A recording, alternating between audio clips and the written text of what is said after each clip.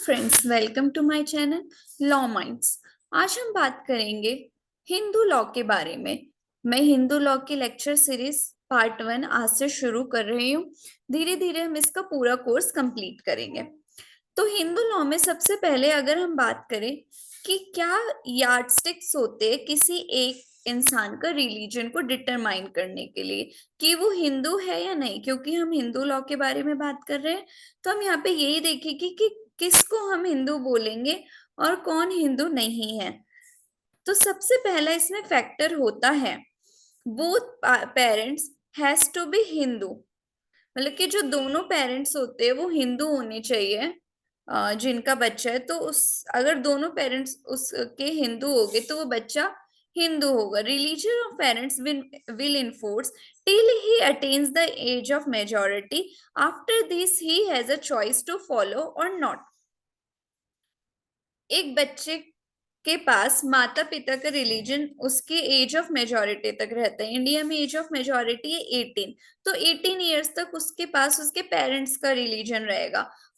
उसके बाद भी रहेगा, लेकिन उसके बाद उसको चॉइस दे दी जाएगी कि वो चाहे तो अपना रिलीजन बदल सकता है और उस चाहे तो उसी रिलीजन को फॉलो कर सकता है। नेक्स्ट, इसका सेकंड फैक्टर है डिटरमाइन करने का कि कोई हिंदू है या नहीं है। One parent is a Hindu. अभी हमने बात करी थी both parents has to be Hindu, अब हम बात करते हैं वन पेरेंट इज हिंदू।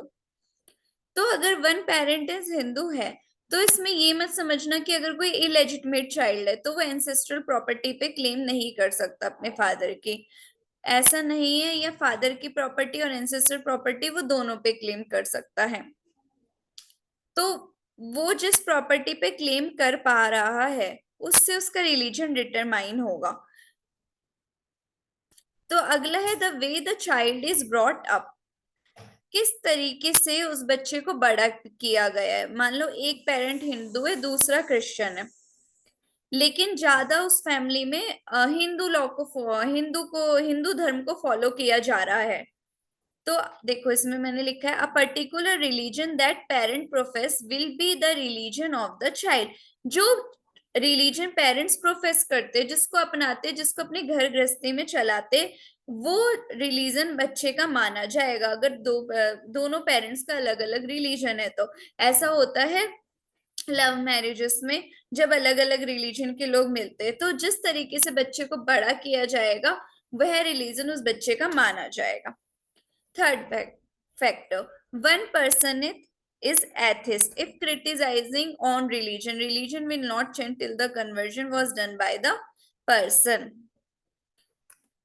अगर एक पर्सन एथिस्ट है, एथिस्ट यानी कि वो किसी धर्म को नहीं मान रहा है, वो अपने धर्म को नहीं मान रहा है, तो उसका रिलीजन जब तक नहीं बदलेगा, जैसे कई लोग होते हैं ना, मैं भगवान को नहीं मानता, तो उस तरीके से उसका रिलीजन जब तक नहीं बदला जाएगा, जब तक वो कन्वर्ट नहीं करता, तब तक वो हिंदू ही रहेगा। अगर वो हिंदू है तो उसके ये कहने से कि मैं ये धर्म नहीं मानता, मैं भगवान को नहीं मानता, ये इन्होंने क्या बना रखा है, उससे उसके धर्म पे कोई इफेक्ट नहीं पड़ेगा।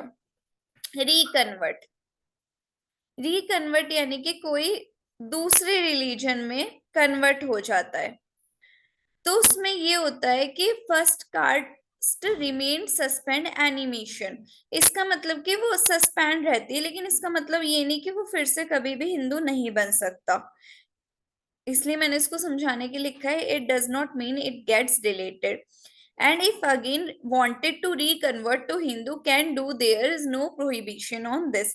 अगर कोई हिंदू से दूसरे रिलीजन में कन्वर्ट हो जाता है तो वो उसका हिंदू रिलीजन सस्पेंड रहेगा, तब तक वो रिकन्वर्ट नहीं हो जाता, वो परमानेंटली डिलीट नहीं होगा।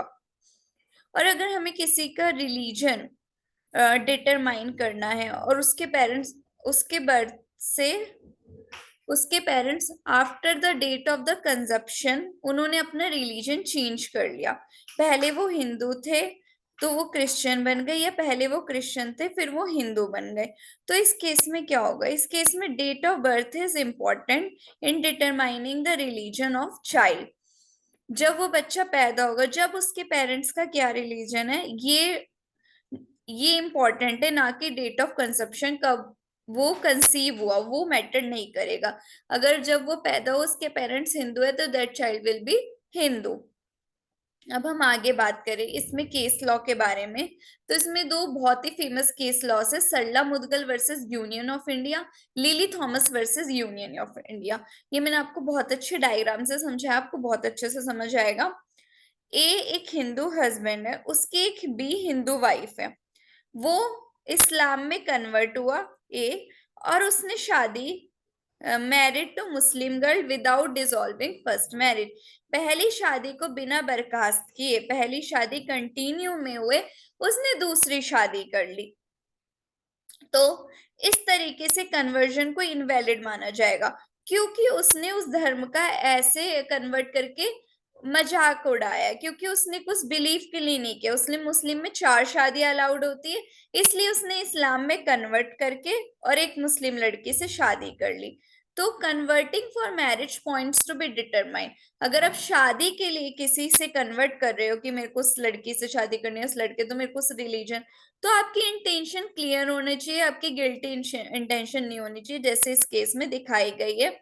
उसने बिना पहली शादी को खत्म किए दूसरी शादी कर ली, जो हिंदू लॉ में एक जुर्म है, और उसने इस्लाम में कन्वर्ट इसीलिए किया ताकि वो दूसरी शादी कर सके, तो इट इज इनवैलिड। इस लेक्चर सीरीज के पार्ट 1 से जुड़े हुए नोट्स के लिए, अगर आपको इससे जुड़े हुए नोट्स चाहिए तो आप प्लीज मेरे को lawminds13@gmail.com पर मेल कर सकते हैं with the subject law notes hyphen Hindu law, और उसमें आपको टॉपिक्स मिलेंगे डिफरेंस बिटवीन मिताक्षरा एंड दया भागा स्कूल ऑफ लॉ, जो हमारे एग्जाम्स में आते हैं, एलएलबी के एग्जाम्स में, जुडिशरी में भी आते हैं। Case brief of doctor Suraj Mani Stella Kujur versus Durga Charan Hansdah, note on Veera Shiva, section 5 notes, बाकी सेक्शन मैंने कवर करे।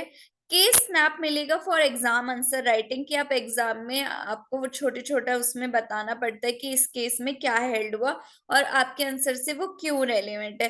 तो केस स्नैप मिलेगा आपको एग्जाम आंसर राइटिंग का 3 केसेस का, mister X versus hospital Z, Chandrabhag Bai Ganpati versus SN Kanwar, Lata Singh versus state of UP. All the notes are from exam perspective. अगर आपको मेरी वीडियो पसंद आई है और आप लॉ हिंदू लॉ से जुड़े हुए आगे की सीरीज चाहते हैं तो please subscribe my channel, like my video, share my video and comment on my video what are your thoughts about the yardsticks to determine Hindu law, and please comment that you want lecture series part 2.